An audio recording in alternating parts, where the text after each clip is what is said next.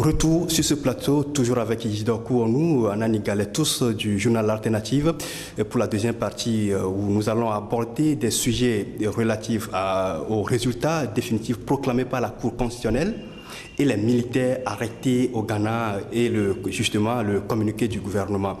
Isidore, la Cour constitutionnelle a validé les résultats proclamés par la CENI. Il y a des aigris, il y a des heureux. Oui, c'est sans surprise parce qu'on sait ce que ces élections vont donner. La Cour constitutionnelle ne peut pas aller à l'encontre de ce que la CENI a déjà proclamé. Non. Est-ce que la Cour constitutionnelle est là pour être à la solde de la CENI? La Cour constitutionnelle est une institution indépendante. La Cour constitutionnelle est cette institution qui se retrouve aussi dans les réformes institutionnelles que demande l'opposition, notamment la 54 aujourd'hui. On dit, quand on voit, regarde un peu la feuille de route de la CEDEAO, la CEDEAO a préconisé la recomposition de la Cour constitutionnelle. Mais quand même, ça ne va pas empêcher la Cour constitutionnelle de fonctionner. On sait que cette Cour constitutionnelle est aujourd'hui à la solde du pouvoir, du régime de Faure Gnassingbé. Le régime de Faure Gnassingbé, c'est égal à la Cour constitutionnelle de Abdou Assouma aujourd'hui. Donc, elle ne peut pas aller à l'encontre de ce que le régime veut. Donc, c'est ça. C'est sa surprise qu'on a appris ces résultats. Au Kenya, par exemple, ailleurs, la Cour constitutionnelle est indépendante. Écoutez, sauf que la Cour constitutionnelle a fait une légère modification en prenant un siège. C'est suite à une requête de l'Union des forces de changement. Et la Cour constitutionnelle a tranché. Et c'est la première fois d'ailleurs, mais quand même, on a toujours à accuser la Cour constitutionnelle. Écoute, je n'ai pas fini. On dit souvent que quand on veut manger avec le diable, il faut avoir... Mais qui est le diable, qui est le Jésus dans cette histoire? Tu vois, donc Agbemé Kodo même doit savoir... doit connaître, doit être prévoyant avec ce qui s'est passé la dernière fois. On ne comprend pas pourquoi il s'était énervé la dernière fois en voulant nous taper dessus. Non, je sais pas. Anani Agbemé Kodo s'était énervé. Oui, les images ont fait le tour des réseaux sociaux. Et excusez-moi, il est à plaindre. Il est à plaindre parce que tous les signaux annonçaient que cette élection est une vraie mascarade. Et quand il est arrivé au sorti des résultats, on nous a présenté, d'aucuns parlent des résultats préfabriqués que l'ancien Premier ministre, ancien président de l'Assemblée nationale, ancien que sais-je encore, se plaint qu'on lui a retiré. Oui, c'est suite à une requête d'un parti et la Cour constitutionnelle a donné sa sentence. Et là, on ne peut plus accuser la Cour constitutionnelle. Ou bien c'est fait injustement, c'est pourquoi il s'est énervé. Non, comment? Parce que vous participez à un jeu. Et les jeux étaient déjà, comment on dit, les dés étaient pipés d'avant. Vous êtes obstiné à aller, mais vous n'avez vos yeux que vous plairez. Non, moi, je ne vois pas pourquoi il est dans tous ces états. Moi, je ne vois pas. C'est une pilule amère qu'il est obligé d'avaler. Voilà. Isidore, l'UFC devient la deuxième force au Parlement. Et naturellement, le chef de file de l'opposition revient à l'UFC. On dit, il y a d'aucuns qui disent que l'UFC a repris sa place de deuxième force du pays. Tu sais, ça avec 7 sièges. Ça fait sourire. Mais justement, pourquoi ça doit faire sourire? Quand on voit aujourd'hui l'UFC avec 7 sièges, et puis ça fait jubiler dans le parti, au point où certains commencent à faire des déclarations à l'emporte-pièce, Bon, je sais, bon. Écoute, ce que nous venons de dire tout à l'heure, Agbemé Kodo, concernant le cas Agbemé Kodo, Agbemé Kodo devrait savoir que ça va se passer comme ça. Puisque ces élections auxquelles ils ont participé, c'est ce simulacre d'élection auxquels ils ont participé, ce ne sont pas, nous l'avons déjà dit, ce ne sont pas des élections. Hein? C'est quoi finalement, Anani? On parle d'un taux de participation de 59% et on dit ce ne sont pas des élections. Finalement, c'était quoi? Moi, le pourcentage qu'on a annoncé, ça m'a fait sourire. En même temps, j'ai vu des réactions et j'ai entendu des réactions. Les gens sont offusqués de ces 59,25%. Moi, je donne un exemple. Quand j'ai 2 élèves dans ma classe, ou bien 3 élèves dans ma classe, et que les 2 ont réussi à leur bac, ma pourcentage, je dirais que j'ai eu 95%. Donc, ce qui veut dire que le taux de pourcentage ne reflète pas nécessairement le nombre. La réalité ça, ouais. Ça reflète seulement juste le peu de Togolais qui sont allés. Le peu de Togolais, le peu. Le pourcentage reflète le peu de Togolais qui se sont rendus aux urnes. Dans tous les cas. Ça ne veut pas dire que c'est l'ensemble du peuple togolais. Et puis, on tend à extrapoler. On tend à extrapoler ces résultats à l'ensemble de la population togolaise. Moi, je dis non. C'est pour ça que je dis, moi, j'ai 3 élèves dans ma classe. Ouais, j'ai 3 élèves dans ma classe. Et 2 réussissent à leur bac. Je dirais que j'ai 95%. Pour celui qui a 100 élèves dans sa classe et 75 ont réussi, lui aussi dira qu'il a... Vous voyez, donc il faut faire très attention. Il faut faire très attention à ce que nous a présenté comme pourcentage. Dans tous les cas, les nouveaux élus ont fait leur entrée parlementaire. Ce sont des élus quand même, on ne peut pas leur refuser ça. Mais le processus est émaillé. Et lors de ce processus, par exemple, il y a le cas, cet incident, je ne sais pas si on peut l'appeler un incident, les militaires qui sont arrêtés au Ghana. C'est quand même curieux que les militaires ont confondu le Togo et le Ghana. Parle-nous un peu de cette affaire-là. C'est une aberration quand on nous fait croire que ces militaires sont retrouvés au Ghana sans le savoir. Mais qu'est-ce qui s'était passé réellement et pourquoi qu'est-ce qu'ils recherchaient? C'est toujours dans le but de pourchasser les militants de l'opposition. Il y a un monsieur Saïbou Akilou, que les gens connaissent, qui est militant de l'opposition, notamment de la C14. La C14, oui. Oui, on sait que lors de ce processus, lui aussi il a appelé les populations à boycotter massivement ces élections. Et du coup, il s'est retrouvé dans le viseur du régime qui préparait cette mascarade pour se donner un peu de légitimité. Et puis, il a réussi à franchir les frontières ouest. Il est allé se réfugier dans un village au Ghana qui s'appelle Amakou. Et les militaires l'ont poursuivi. Jusque-là. Et le pic, c'est le 1er janvier dernier, où les militaires le pourchassaient avec sa photo. Ils montraient sa photo aux gens, les gens disent qu'ils ne le connaissent pas. Et arrivé à un moment, ils sont rentrés dans une maison, ils ont commencé par tabasser le propriétaire de la maison, alors que le propriétaire de la maison n'est pas l'individu qu'ils cherchaient, ils le cherchaient. Et du coup, alertés, les populations sont ruées sur les militaires, ils étaient 8.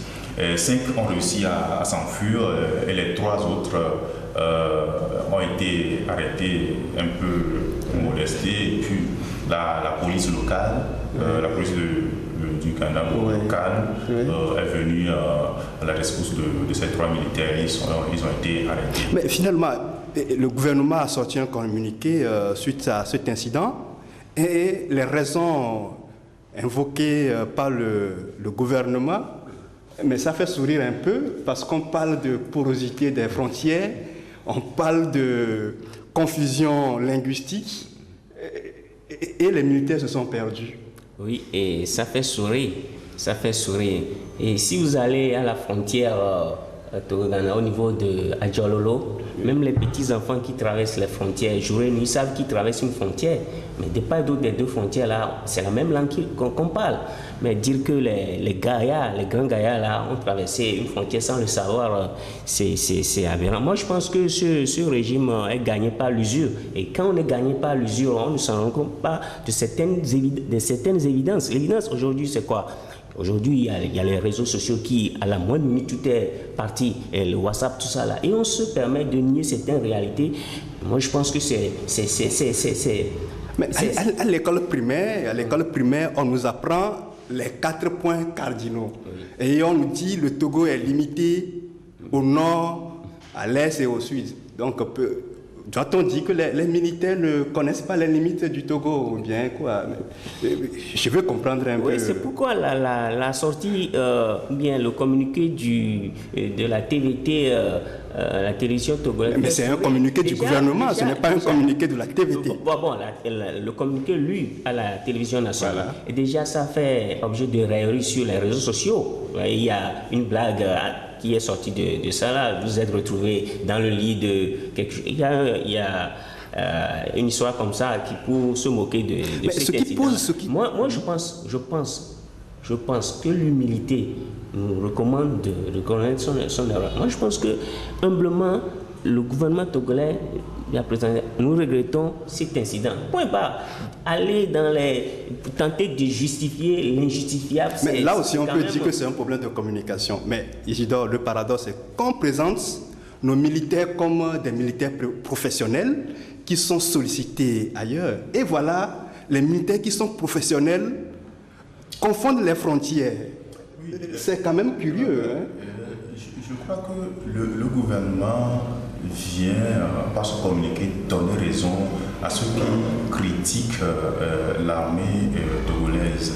Le gouvernement vient de confirmer que nos militaires ne sont pas formés, qu'ils sont, habillés. Isidore, je vous prends au mot. Comment est-ce que vous pouvez dire que les militaires ne sont pas formés?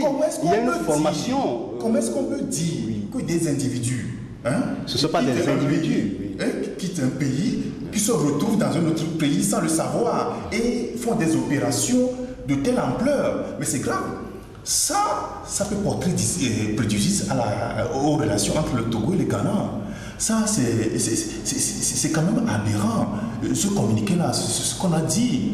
Le gouvernement, je viens de le dire, ça confirme que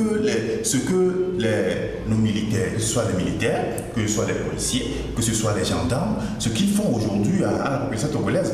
Aujourd'hui, on se lève. Au cours des manifestations, on rentre dans la maison, on bastonne jusqu'aux femmes enceintes. On enlève les toits des maisons également. Oui, on enlève les toits des maisons et tout ça là. Ça pose aujourd'hui la problématique de la formation des forces de l'ordre et des défenses aujourd'hui. Mais on vous dira que ce sont des éléments. Il faut ajouter aussi que ça pose la problématique de l'ordre qu'ils reçoivent. Et quand le ministre de la sécurité et de la protection civile, au cours de l'une de ses sorties, a dit qu'ils vont poursuivre Oui, et justement, il a dit à la veille des élections. Où se trouve. Ouais. Donc ça veut dire que c'est l'ordre qu'ils ont reçu quelque part qui... Mais justement, Anna, je reste avec toi, justement. Le ministre Yark avait dit qu'il y a une bonne coopération sécuritaire entre les deux, les pays voisins. Le Togo entretient de bonnes relations avec le Ghana, avec le Burkina, avec le Bénin. Et voilà qu'on franchit une frontière. Les bonnes relations n'excluent pas certaines dispositions. Aujourd'hui, quand vous voulez poursuivre votre citoyen ou bien un de vos citoyens à l'étranger, il y a des dispositions, soit on le fait par mandat d'arrêt international. Il y a l'Interpol. Maintenant, ici, dans ce côté, ils ont violé l'intégrité territoriale d'un pays. Et c'est justement, c'est grave. C'est grave. Mais le problème, c'est que on se rappelle cette histoire de l'hélicoptère qui devait évacuer Nicodème Habia, mais la réaction de Yarka était tellement déplaisante. Oui, à l'époque, Yak avait dit que le Togo n'est pas une colonie du Ghana, Ouais. mais aujourd'hui, on voit que le Ghana est peut-être une préfecture ou un canton du Togo, où on peut y aller tabasser des individus là-bas, revenir tranquillement sans crier gare. Vous voyez, et si le Togo n'est pas une colonie du Ghana, pourquoi aujourd'hui ne pas respecter la souveraineté du Ghana? Oui, heureusement qu'on a présenté des excuses. Oui, Yak avait dit que c'est parce que les autorités ghanéennes à l'époque n'avaient pas avisé les autorités togolaises qu'ils affréteraient un avion. Mais dans ce cas, est-ce que le Togo lui a avisé Accra qu'il y a des individus qu'il pourchassait et qui se retrouvent sur son territoire? Voilà, c'est ce qu'on se demande. Mais l'autre question, oui, continuez. Oui, c'est ce qu'on se demande aujourd'hui. Donc, on peut violer la souveraineté des voisins, mais les voisins n'ont pas le droit de violer la souveraineté du Togo. Mais c'est quel paradoxe. Mais l'autre question, je reste avec vous. On est où là, comme dit les Ivoiriens? On est au Togo et les Ghanéens sont au Ghana. Mais l'autre problème que ça pose, est-ce que c'est possible, est-ce que c'est recommandé de poursuivre un citoyen pour ses opinions politiques? Non. C'est un péché d'avoir une opinion politique? Oui, tu as bien posé la question, mais tu sais, comme moi, comme nous ne sommes pas dans un pays normal, nous sommes dans un pays, nous sommes dans une dictature, et ce sont là les symptômes d'une dictature. Poursuivre quelqu'un pour ses convictions politiques, ça ne se fait plus ailleurs. Ça ne se fait plus ailleurs. Et est-ce que le monsieur, le citoyen, a préparé un coup d'État jusqu'à ce qu'on le poursuive? Tout le monde sait. Bon, on ne va pas revenir éternellement sur ces questions de législatives, les élections législatives. Tout le monde sait comment ces élections ont été préparées, ce qui va se faire, tout ça. Et le mot d'ordre, l'individu, il n'a fait que respecter le mot d'ordre de la C14, le boycott des élections. Bon, aujourd'hui, la C14 dit qu'elle n'a jamais appelé au boycott des élections, elle a appelé. Mais ça, c'est un autre sujet. Anani, est-ce qu'on doit reprocher à un citoyen sa position, son appartenance politique? Non, on ne doit pas. On ne doit pas. Et rappelez-vous, Yak avait dit que le boycott, c'est un choix. Ouais. Maintenant, quand quelqu'un fait le choix, pourquoi on le poursuit? Oui, c'est-à-dire on l'accuse d'avoir appelé au boycott.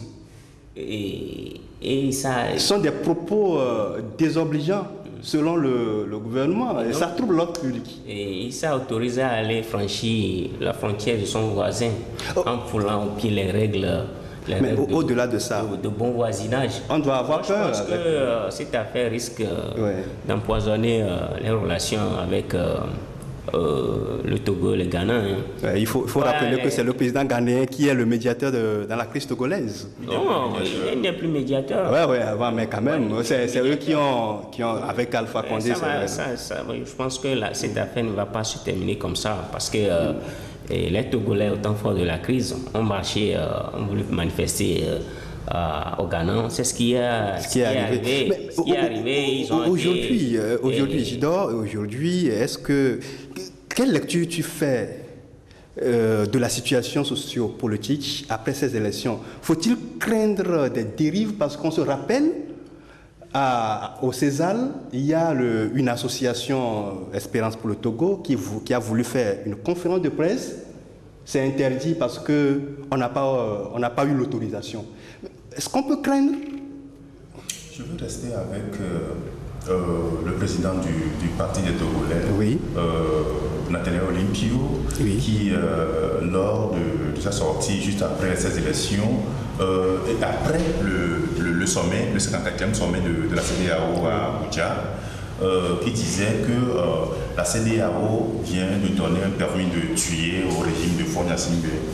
Donc, quand la CEDEAO a avalisé ces résultats, a félicité le régime de Faure Gnassingbé, a déclaré ouvertement que ces élections ont été faites dans les normes démocratiquement reconnues, je crois que ça renforce le régime de Faure Gnassingbé. Ça leur donne maintenant la possibilité de museler comme il le faisait, l'opposition, la C14, les militants de l'opposition, le peuple togolais tout entier. Ceux qui désormais voudront se lever, voudront manifester, voudront se soulever, vont rencontrer la machine à répression de ce régime. Messieurs, merci. On marque la deuxième pause et on revient dans la dernière partie de cette émission, l'autre journal que vous suivez actuellement.